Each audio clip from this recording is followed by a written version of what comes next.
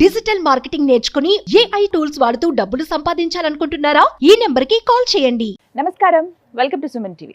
ఇవాళ మనతో పాటు ప్రణవానంద ప్రభుజీ ఉన్నారు. సుమన్ టీవీ ప్రేక్షకులకు ఎంతో సుపరిచితులు వారు. ప్రత్యేకించి ఆ శ్రీకృష్ణ పరమాత్ముడి గురించి, వారి లీలల గురించి అనేక మాధ్యమాల్లో వారు చెప్పే విధానం కానీ, వారు చెప్పినటువంటి ప్రవచనాలు, వారి మాటలు విని ఎంతో మంది వాళ్ళ జీవితాల్లో చాలా మార్పులు చేసుకున్నారు. హరే కృష్ణ ప్రభుజీ, ఎలా ఉన్నారు? బాగున్నానండి. చాలా సంతోషం. చాలా రోజుల తర్వాత మాట్లాడుతూ ఉన్నాము. మీరు కూడా చాలా బిజీగా ఉన్నారని విన్నాము.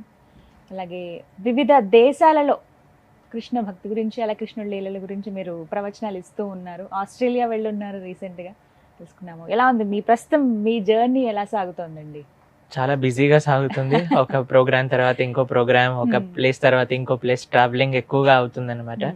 సో సమ్హౌ ఇప్పుడు భగవంతుడు ఆ సేవనిస్తున్నారు, చేస్తున్నాం. అలాగే ఇవాళ ప్రత్యేకం ఏంటంటేనండి, ఎప్పుడు సింగిల్గా నేను ఉంటాను, ఒక యాంకర్గా నేను కొన్ని ప్రశ్నలు అడుగుతాను, మీరు వాటికి సమాధానాలు ఇస్తూ ఉంటారు. వ్యూవర్స్ అడిగిన కొన్ని క్వశ్చన్స్ కామెంట్స్ రూపంలో ఉన్న వాటిని మాత్రమే మీ ముందు ఉంచాను. కానీ ఇవాళ మీ వీడియోస్ చూసి చాలా వరకు పరివర్తన చెందినటువంటి కొంతమందిని తీసుకొచ్చాను.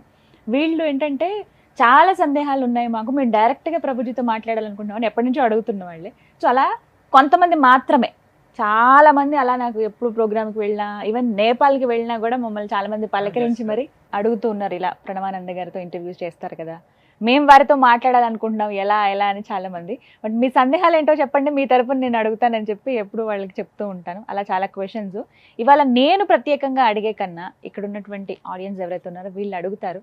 మరి స్టార్ట్ చేద్దామండి. తప్పకుండా. సనాతన ధర్మంలో చనిపోయిన వాళ్ళని మన దేవుడితో సమానంగా పూజిస్తారు కదా, మన భగవద్గీతలో అలా ఉందా? మీరేం చెప్తారు?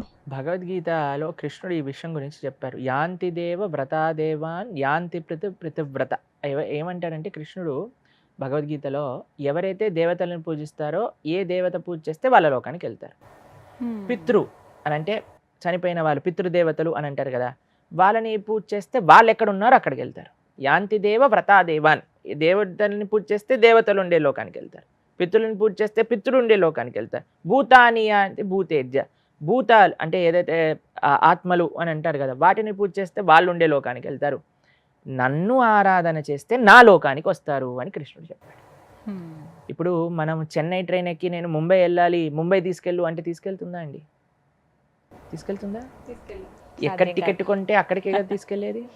అలానే మనం ఎవరిని ఆరాధన చేస్తే అక్కడికి వెళ్తాం.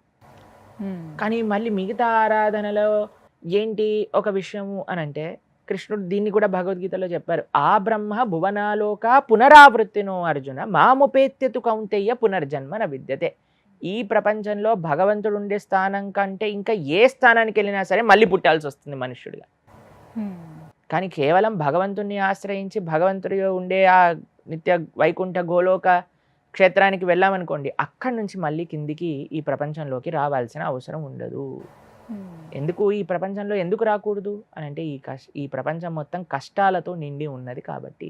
ఎంతమంది కష్టాలు కావాలి? కుంతి మహారాణి అయితే అడిగింది, కానీ మనమైతే అడగలేం కదా. మేము ఇంజనీరింగ్ చదివేటప్పుడు చెప్పి, కృష్ణ నాకు ఇంకోసారి మాత్రం అస్సలు జన్మ అంటూ ఉండకూడదు, ఎందుకంటే మళ్ళీ నేను ఈ మ్యాథ్స్ ఎగ్జామ్ మాత్రం రాయలేను అని ప్రార్థన చేస్తుండేవాడిని. కాబట్టి ఇక్కడ ఉన్నాయి అన్నీ కూడా మిజరబుల్ కండిషన్స్. కానీ వైకుంఠం ఎటువంటి ప్రదేశం అని అంటే, అక్కడ దెర్ ఇస్ నో దుఃఖం అనే వర్డ్ కూడా ఎవరికి తెలియదు. అక్కడ కేవలం ఆనందం, భగవంతుడి యొక్క సేవలో ఆనందం. కాబట్టి అందరినీ ఒకలా పూజిస్తే ఒకటే డెస్టినేషన్కి వెళ్తాము అనేది రాంగ్ అండి. దేవతలను పూజ చేస్తే దేవతల దగ్గరికి వెళ్తాం, పితృని పూజ చేస్తే పితృలు ఉండే దగ్గరికి వెళ్తాం, భూతాలని పూజ చేస్తే భూతాల దగ్గరికి వెళ్తాం, భగవంతుని ఆరాధనిస్తే భగవంతుడి యొక్క లోకానికి వెళ్తాము. అది శాశ్వతమైన ప్రదేశం, మిగతావన్నీ కూడా టెంపరీ. ప్రభుజీ, చివరి ప్రశ్న ఇవాల్టి కార్యక్రమంలో అడగండి. ప్రభు గారు, మీరు ఇందాక చెప్పారు మనము చూసే పద్ధతిని బట్టి మనకి ఏదైనా కనపడుతుంది అని చెప్పారు. అంటే way of thinking, way of visiting సంబంధించి కనపడుతుంది అన్నారు. మీరు ఎప్పుడైనా కానీ శ్రీకృష్ణ భగవంతుని చూసారా? మేము రోజుకి 3 సార్లు చూస్తాం కృష్ణుడిని. 3 టైమ్స్ మాట్లాడతారు. రోజు 3 టైమ్స్ చూస్తాం, 3 టైమ్స్ మాట్లాడతాం. ఆ 3 టైమ్స్ ఆయన తిన్నది మేము తింటాం. ఆ 3 టైమ్స్ ఆయన వాష్ చేసిన, స్నానం చేసిన నీళ్ళని మేము మా శిరస్సు పైన ధరిస్తాం. ఎక్కడో తెలుసా? ఆలయంలో. గీతాంజలి గారు వచ్చి మా రాధా బృందావన్ బిహారీని చూశారు, దర్శనం చేసుకున్నారు. చక్కగా ఉంటారు. ఆలయంలో ఉండే మూర్తి భగవన్నుడికి అభిన్నం. ఆయనే స్వామి సాక్షాత్తుగా ఆలయంలో దర్శనమిస్తున్నారు. ఆ నమ్మకం మాకు 100కి 1000% ఉంది. కాబట్టి మేమేదో బొమ్మని చూస్తున్నాము అని ఆయన ముందుకు వెళ్ళాం. మేము ఆ కృష్ణుడు, శ్రీమతి రాధారాణి అక్కడ ఉన్నారు అనే భావనతో ఉంటాం. అలానే వాళ్ళు మాతో రెసిప్రొకేట్ చేస్తారు. ఎవరు ఎలా ఉన్నారు, ఆలయంలో రాయి అని అనుకుంటే రాయిలా కనిపిస్తాడు. ఆలయంలో అయ్యా స్వామి సాక్షాత్ బ్రజేంద్ర నందన అని అనుకుంటే ఆయన కృష్ణుడిలా దర్శనమిస్తారు. కాబట్టి మేము దర్శనానికి రోజు 3 సార్లు వెళ్తాం అనమాట. కాబట్టి 3 సార్లు కృష్ణుని చూస్తాం. అలాంటప్పుడు ఆలయం ఎందుకు, మనం ఎక్కడైనా చూడొచ్చు కదా, దాంట్లో చూడొచ్చు, మనుషులు చూడొచ్చు. మీరు ఎప్పుడైనా పంచర్ వెళ్ళినప్పుడు మీరు పంచర్ షాప్కి వెళ్ళి గాలి కొట్టించుకున్నారా మీ వెహికల్లో? Yeah. గాలి అంతటా ఉన్నప్పుడు మీరు పంచర్ షాప్కి ఎందుకు వెళ్ళాలి? ఎక్విప్మెంట్స్ ఆడ ఉంటాయి కాబట్టి. అందుకే ఆలయానికి ఎందుకు వెళ్తాము అని అంటే అక్కడ భగవంతుడి యొక్క శక్తి కేంద్రీకరమై ఉంటుంది, ఈజీ టు యాక్సెస్ ఉంటుంది. అలే మనం కూడా గాలిని ఇలా పట్టుకొని టైర్లోకి వేసామనుకోండి, వెళ్తుందా గాలి? ఎందుకు? అక్కడ ఓ ప్రదేశంలో గాలిని మొత్తం కేంద్రీకరించేసి ఒక ఫోర్స్తో మన గాల్లోకి పంపిస్తారు, మన వెహికల్లో టైర్లోకి పంపిస్తారు. కాబట్టి అక్కడికి మనం వెళ్తాం. గాలి అంతటా ఉన్నది, కానీ మనం ఆ పని చేయలేము. ఒక కేంద్రానికి వెళ్ళాలి, ఎక్కడైతే అది కాన్సన్ట్రేట్ అవుతుందో. ఆలయం భగవంతుడి యొక్క శక్తి, భగవంతుడి యొక్క సేవ చేసే ఒక కేంద్రమైన ప్రదేశం అనమాట. అక్కడ ఆ ఎక్స్పీరియన్స్ అనేది మనకు వస్తుంది కాబట్టి ఆలయానికి వెళ్ళాలి. అలాంటప్పుడు భగవంతుడే అన్నాడు కదా, అణువు నేను ఉన్నాననేసి. మీరు అయితే కనుక ఆలయంలోనే ఉన్నారంటున్నారు. మీరు కరెక్ట్గా మా ప్రశ్న వినలేదు. మీకు ఇచ్చిన ఎగ్జాంపుల్లో మేమేం చెప్పాం? అంతటా గాలి ఉన్నది, కానీ పంచర్ షాప్కి ఎందుకు వెళ్తారని మీరు చెప్పారు? ఎందుకంటే అక్కడ కావాల్సిన ఇన్స్ట్రుమెంట్స్ ఉన్నాయి కాబట్టి. భగవంతుడు ఆలయంలో ఒక్కడే ఉన్నాడు అని కాదు, అంతటా ఉన్నాడు. కానీ ఆలయంలో ఆయనను చూడటం ఈజీ, యాక్సెసబుల్. సర్వీస్ చేయడానికి ఇప్పుడు గాల్లో ఉన్న భగవంతుడికి నేను అలంకరణ చేయాలి అని అంటే చీర కట్టగలుగుతానా, నెమలి పింఛం పెట్టగలుగుతానా, హారం వేయగలుగుతానా? కానీ ఆలయంలో చేయొచ్చు కదా.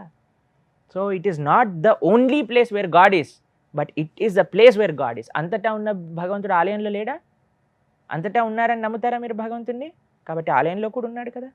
కాబట్టి ఆ ఆలయంలో భగవంతుడు ఇంకా యాక్సెసబుల్ అవుతాడు. ఇప్పుడు H2Oని వాటర్ అంటారు.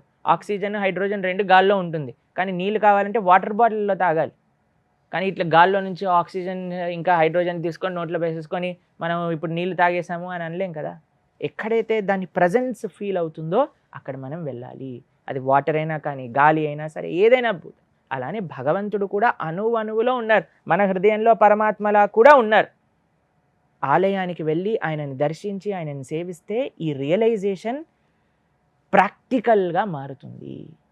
ఫస్ట్ కనీసం ఆలయంలో చూడటం నేర్చుకోవాలి. జనాలు ఆలయంలో ఉండేవాడినే రాయి అంటున్నారు, ఇంకా బయట ఎలా చూస్తారు దేవుణ్ణి చెప్పండి? కనిపించే దగ్గర చూడకపోతే కనిపించిన దగ్గర ఎలా చూస్తాం? ఫస్ట్ కనిపించిన దగ్గర అలవాటు చేసుకోవాలి మనం భగవంతుడిని చూడడానికి. తర్వాత మిగతా అన్ని చోట్ల కూడా ఆయన కనిపిస్తాడు. అదే ప్రార్థన మనకు ఉండాలి. Hare Krishna. Right, thank you so much అండి. మీరందరూ పార్టిసిపేట్ చేశారు, మీ సందేహాలను అడిగారు. ప్రభుజీ, మీ మనసు నొప్పించుంటే క్షమించండి. ఓ మా మనసు, మాకు క్వశ్చన్స్ అడిగే వాళ్ళంటే చాలా ఇష్టం ఇష్టం కదా. ఎప్పుడు అదే అడుగుతారంటే ప్రత్యేకంగా ఉంటుందనే ఈ విధంగా కార్యక్రమాన్ని ఏర్పాటు చాలా చేశారు. సంతోషం. చాలా సంతోషం అండి. హరే కృష్ణ. హరే కృష్ణ.